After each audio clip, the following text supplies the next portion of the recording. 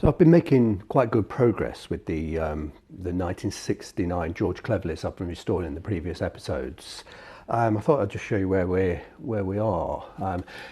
I, I think it was about a week ago I left. I put quite a lot of moisturiser on these skins, and I've just given them a bit of a buff. I've got two different brushes, and it's buffed quite well. I've got one brush which has got a bit of residue of polish. And I keep another brush which is a little bit cleaner, just for adding a little bit more sheen. But I've probably spent about 20 minutes doing this. When I come to the final stage, I'll also do it with a very fine cloth. This is actually not polish; it's moisturising cream, but nonetheless, it's given a decent sheen.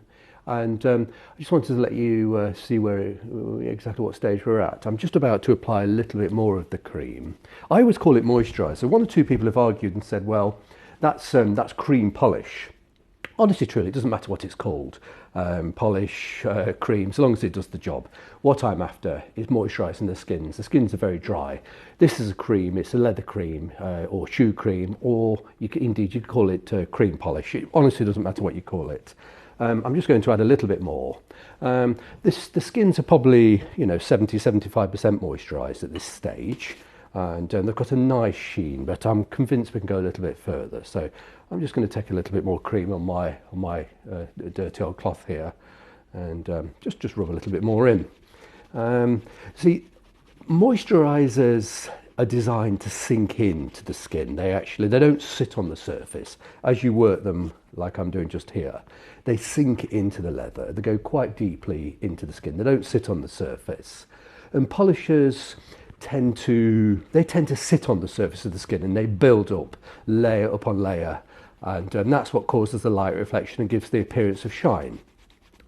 Moisturisers don't tend to they don't tend to build up; they sink in, and that's why I call these creams, which can be known as cream polishes. That's why I call them moisturisers, because they sink in, they don't build up. Anything that builds up and reflects light, I believe, is a polish. Anything that sinks in and therefore doesn't reflect light so well, personally, I think it's more of a moisturiser, but it's a moot point. We're splitting hairs. It honestly doesn't matter what it's called, so long as it does the trick. And I'm just slowly rubbing a little bit more in, keep working, and this will probably be the last application. I'll leave it over the weekend and give it a really, really good buff.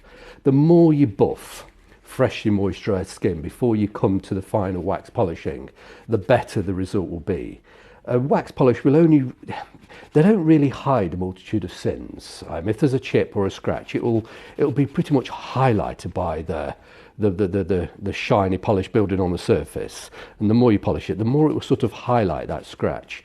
Ideally, you remove any polishers and use a cream like I'm doing here, and blend the scratch away the best way you can.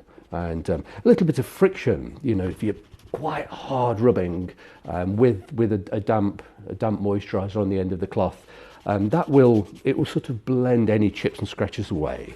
If there's any little bits of maybe curled up skin, you can rub them off with friction from your skin. And the more you do preparing the surface of the skin before you come to the final polishing stages, the better your polish result will be. So I'm giving these one last moisturising treatment, and put it on reasonably heavily. It does build up in the little holes, so I'll take my darker brush and just stab away. Just try to stab the there we go. Yeah, so these, you won't be able to see it very well on camera, but this cream clogged into the holes, and it also tends to clog into the stitching down to the welt. So just like a stabbing effect, just to clear the holes, make sure they're not all blocked. And that's it really. Let me just go back to my cloth. The cloth looks filthy, and it's got all different colours of different creams. What we've got there: beige, brown, red, burgundy, green, blue, black. I tend to use the same cloth again and again, but I'm using the same products again and again. And honestly, it doesn't matter. It's fine. You don't need to use a clean cloth every time, so long as there's no grit or anything on this cloth. The only thing that's on there is cream moisturisers. I use a separate cloth entirely for wax polishing. There we go, that's it now. So that will be, I believe, the last of the moisturisings. And I'm going to leave that now to, I'll just leave that to sort of soak in and settle and dry over the weekend. And I'll come back to it probably in about 3 or 4 days on Tuesday. And I'll attack it with some vigour with this brush, buff it furiously.